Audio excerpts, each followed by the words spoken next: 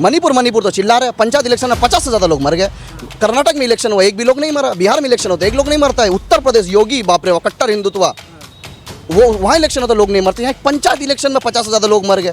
ये मालदा में एक सुनने में आया केस हुआ, वैसा ही लड़की का केस हुआ बंगाल में, पांचले में सुनने में आया ऐसा केस हुआ। तो आप लोग अगर निष्पक्ष पत्रकारिता करते, सवाल हर जगह उठाना चाहिए। हाँ, रही बात मणिपुर का, जो लार्ज स्केल में है, मणिपुर जिस तरह से चल रहा है वो कंपेयर नहीं कर सकते, कंपेयर नहीं कीजिए। लेकिन सवाल हर जगह का होगा, चाहे वो राजस्थान हो, चाहे वो बंगाल हो, चाहे वो बिहार हो, हर जगह सवाल करना चाहिए। तो पासपोर्ट में क्या लिखा हुआ है?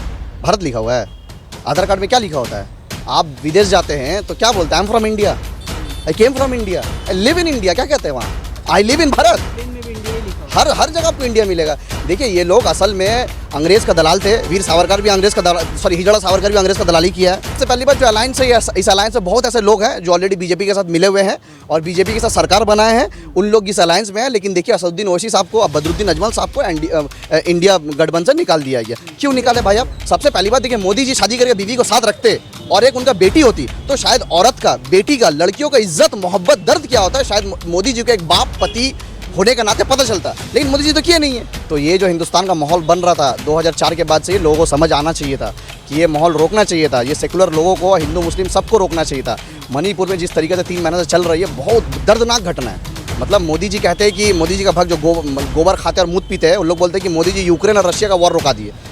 बोलते हैं यूक्रेन और रशिया का वॉर रुका दिया। यहाँ पे मणिपुर का वॉर नहीं रुक रहा उनसे। वहाँ पर प्रधानमंत्री जा नहीं पा रहे, अमित शाह जा नहीं पा रहे, लेकिन राहुल गांधी पहुँच गए वहाँ पे। मैं तो राहुल गांधी को सलाम करता हूँ। तो शिवसेना सेकुलर है, शिवसेना सेकुलर है। जो शिवसेना पार्लियामेंट में खड़ा होकर कहती है कि हमने बाबरी मस्जिद को शहीद किया, हमने बाबरी मस्जिद को तोड़ा, उस शिवसेना को आप दल में रख सकते हैं। और जो संविधान का बात करता है, जिसको बेस्ट पार्लियामेंट्रियन अवार्ड मिलता है, जो कॉन्स्टिट्यूशन का बात करता है, जो आर्टिकल का बात करता है, जो आईपीसी का बात करता है, जो देश का कानून का बात करता है, आप उसको बोलते हो कम्युनल। प्रधानमंत्री जब बोलते हैं कि हम 18 घंटा काम करते हैं, हम सोते नहीं है, तो हम कहते हैं मोदी जी आप सो के रहिए, सो के रहे तो ये सब होगा भी नहीं। आप 90 दिन हो गया, लेकिन आप मतलब समझ नहीं आ रहा आप क्या करने मांग रहे हैं। और मैं कहना चाहता हूँ कि ये सब जो हो रहा है, देखिए, मैं कोई बहुत बड़ा नेता हूँ नहीं, मैं प्रशांत किशोर भी नहीं हूँ जो मैं समीकरण को समझूंगा, इनके राजनीति समझूंगे। बड़े बड़े नेता है, बड़े बड़े लीडर, और मैं राजनीति से जुड़ा हुआ भी नहीं हूँ। तो मैं खुद को उस लायक नहीं समझता कि मैं कमेंट करूँ इन लोगों को क्या चल रहा नहीं चल रहा। थोड़ी बहुत जो मुझे समझ आता है, मुझे लगता है ये 24 का तैयारी चल रहा है, चाहे वो कांग्रेस की तरफ से हो या बीजेपी की तरफ से हो, कोई ना कोई इसका पीछे एकदम राजनीति है। ना तो हिंदुस्तान का आर्मी इतना स्ट्रांग है, हिंदुस्तान का सिक्योरिटी इतना स्ट्रांग है, एक मणिपुर को क्या 10 मणिपुर को भी दंगा रुका सकते हैं, ये मैं मानता हूँ। उसकी बहुत सारे पॉलिटिकल पार्टीज जो है असदुद्दीन ओवैसी की पार्टी को, MIM को सेकुलर नहीं कहती। हाँ, आप अगर एकता का बात करते हैं, हिंदू मुस्लिम एकता का बात करते, तो असदुद्दीन ओवैसी साहब का पाकिस्तान के है, बदरुद्दीन अजमल साहब का अफगानिस्तान के, उन लोग आपने क्यों नहीं लिया? क्योंकि दाढ़ी है, टोपी है। देश के एक हिस्से में मणिपुर जल रहा है, दूसरी तरफ एनडीए और इंडिया की जंग चल रही है, राजनीतिक जंग चल रही है। प्रधानमंत्री चुप्पी साधे हुए हैं। स्मृति ईरानी कहती है कि मणिपुर में जो हो रहा है उसके जिम्मेदार राहुल गांधी है। तो हमारे साथ इसके मकबूल जुड़े हुए हैं जो इन सारे मुद्दों पर अपनी बात रखते हैं, बिना झिझक रखते हैं। उनसे हम जानेंगे कि मणिपुर मामले को वो किस तरह देखते हैं। सबसे पहला बात, जिस तरीके से मणिपुर में आज 3 महीने के करीब वहाँ पे जो घटनाएं हो रही है, जिस तरीके से वायलेंस हो रहा है वहाँ पे कुकी और मैती समाज का, तो इस बात से मुझे एक चीज़ याद आता है, जब राहत इंदौरी साहब बोले थे कि लगेगी आँख तो आएगी घर, कई इज़्ज़त में, यहाँ सिर्फ हमारा मकान थोड़ी है। जब मुसलमानों को पकड़ के लिंचिंग किया जाता था तो कुछ समाज के लोग सोचते थे सिर्फ मुसलमानों के साथ हो रहा है। अब देखिए, वहाँ पे तो मुसलमान नहीं हो रहा है, वहाँ पे तो हिंदू वर्सेस क्रिश्चियन हो रहा है, वहाँ पे मंदिरें जल रही है, वहाँ पे चर्च जल रहे हैं। तो ये जो हिंदुस्तान का माहौल बन रहा था 2004 के बाद से, ये लोगों को समझ आना चाहिए था कि ये माहौल रोकना चाहिए था। ये सेकुलर लोगों को, हिंदू मुस्लिम सबको रोकना चाहिए था। मणिपुर में जिस तरीके से 3 महीने से चल रही है, बहुत दर्दनाक घटना है। मतलब मोदी जी कहते हैं कि मोदी जी का भक्त जो गोबर खाते और मूत पीते हैं, उन लोग बोलते हैं कि मोदी जी यूक्रेन और रशिया का वॉर रुका दिए। बोलते हैं यूक्रेन और रशिया का वॉर रुका दिया। यहाँ पे मणिपुर का वॉर नहीं रुक रहा उनसे। वहाँ पे प्रधानमंत्री जा नहीं पा रहे, अमित शाह जा नहीं पा रहे, लेकिन राहुल गांधी पहुँच गए वहाँ पे। मैं तो राहुल गांधी को सलाम करता हूँ कि हिंदुस्तान में कोई अगर लीडर है जो ये आरएसएस मानसिकता से लड़ रहा है। एक लीडर होता है जो बीजेपी से लड़ रहा है और एक लीडर होता है जो आइडियोलॉजी से लड़ रहा है। और राहुल गांधी एकलौता लीडर है जो इनकी आइडियोलॉजी से लड़ रहा है। राहुल गांधी पर स्मृति ईरानी कहती हैं कि मणिपुर में जो हिंसा हो रहा है उसके जिम्मेदार राहुल गांधी है। इसीलिए कह रही है क्योंकि वहाँ पे कांग्रेस का सरकार है, राहुल गांधी चीफ मिनिस्टर है और प्रियंका गांधी वहाँ का होम मिनिस्टर है। इसलिए स्मृति ईरानी ऐसे कह रही है।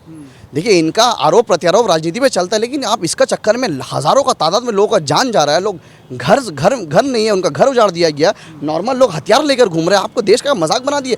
आज एक वीडियो वायरल हुआ जहाँ पे दो लड़कियां को नेकेड रेप करके नेकेड घुमाया गया। मतलब इतना निंदनीय घटना है वो। मतलब अल्फाज से बयान नहीं कर सकते कि कैसे उसको कंडेम करे। आज वो घटना भी 2 महीने पहले का है, वायरल अब हुआ है। तो इसका मतलब आपका इंटेलिजेंस, आपका जो एसबी, आईबी, ये सब जो टीम है, जो एजेंसीज होती है, वो कहाँ गई? उन लोगों को पता नहीं था 2 महीने पहले ये सब हुआ। और हेमंत सोरेन को आपने अभी तक बर्खास्त नहीं किया। आप कर क्या रहे देश में? लेकिन बीजेपी टूल किट ये कह रही है कि मणिपुरी क्यों, राजस्थान में भी इस तरह का हादसा हुआ है, छत्तीसगढ़, पश्चिम बंगाल, इस पर चर्चा क्यों नहीं? नहीं, सही कह रहे हैं, मैं इस बात को समर्थन करता हूँ।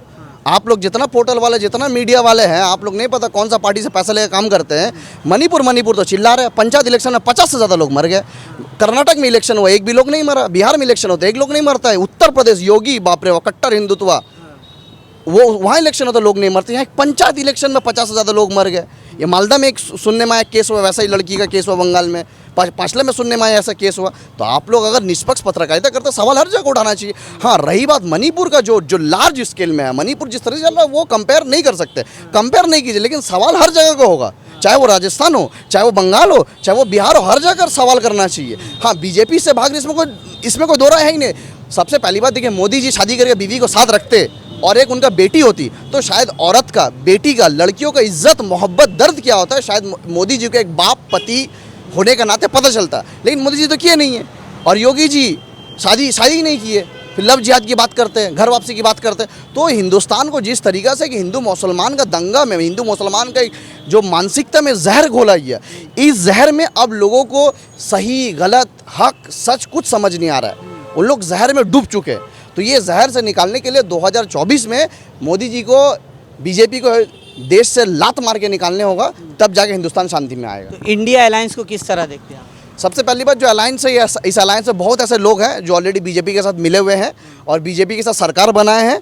उन लोग इस अलायंस में हैं। लेकिन देखिए, असदुद्दीन ओवैसी साहब को, बदरुद्दीन अजमल साहब को इंडिया गठबंधन से निकाल दिया गया। क्यों निकाले भाई आप? क्यों लिया उन लोगों को आपने? क्यों? दाढ़ी है इसलिए, टोपी है इसलिए नहीं लिया आप अगर एकता का बात करते हैं, हिंदू मुस्लिम एकता का बात करते, तो असदुद्दीन ओवैसी साहब का पाकिस्तान के है, बदरुद्दीन अजमल साहब का अफगानिस्तान के है। उन लोगों को आपने क्यों नहीं लिया? क्योंकि दाढ़ी है, टोपी है। आप अगर ये बोलोगे कि वो धर्म का लेकर राजनीति करते हैं, वो बहुत एक्सट्रीमिस्ट है, फलाना ढमकाना इल्ज़ाम, बीजेपी का बी टीम है, बीजेपी का सी टीम है, आप जो ओवैसी साहब को बोलते हो बीजेपी का बी टीम है। उद्धव ठाकरे तो 30 साल से ज़्यादा बीजेपी के साथ थे।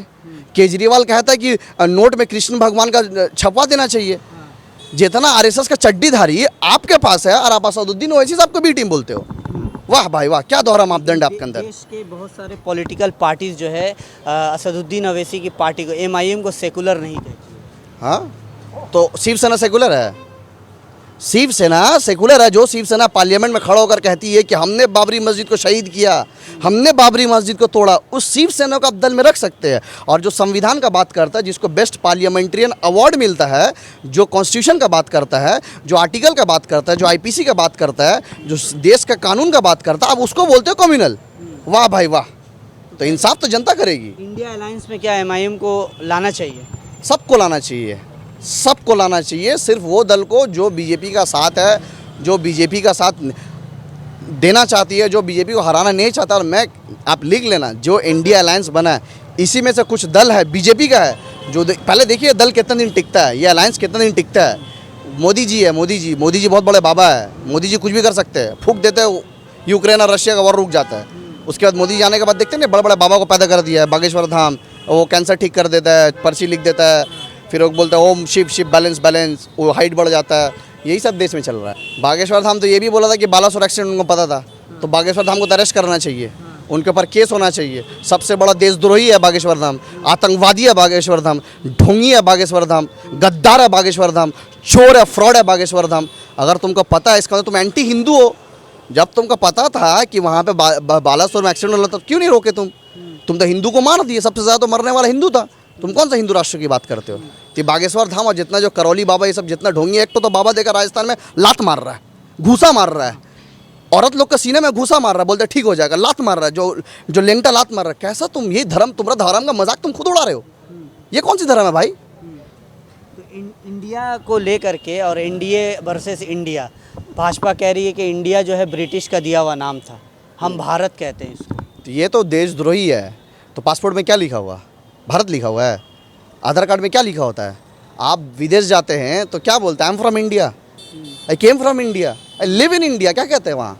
आई लिव इन भारत, प्लेन में भी इंडिया ही लिखा हुआ हर जगह आपको इंडिया मिलेगा।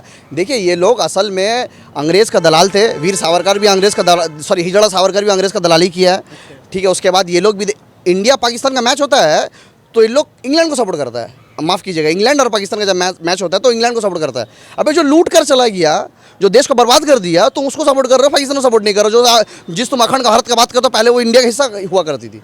तो ये असल में जो अंग्रेज़ का दलाल उस वक्त भी थे, अभी भी है, तो इसमें दलाली करते रहेंगे। इन लोग को इंडिया से नफरत है, ये लोग असल में देशद्रोही ये लोग हैं। देश के लिए अच्छा क्या किया बताइए ना, जब से मोदी जी आने के बाद देश के लिए क्या किए, देश के लिए तो बोले तीसरे टर्म में वो देश की इकोनॉमी को तीसरे नंबर पर ले जाएंगे, आप कह रहे हैं कि क्या किया? एक तो ट्रेन बनाता है तो साढ़ा धक्का मारता तो ट्रेन का सामने का हिस्सा निकल जाता है।